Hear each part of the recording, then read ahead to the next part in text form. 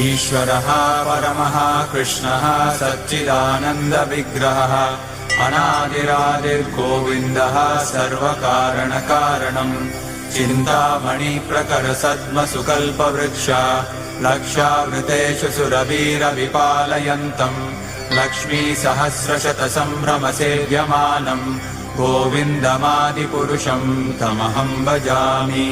वेणुम् क्वणन्तमरविन्ददलायताक्षम् बर्हावतम् समसिताम्बुदसुन्दराङ्गम् कन्दर्पकोटिकमनीयविशेषशोभम् गोविन्दमादिपुरुषम् तमहम् भजामि।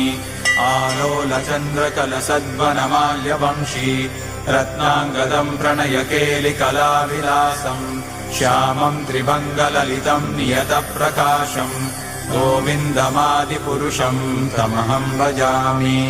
अङ्गानि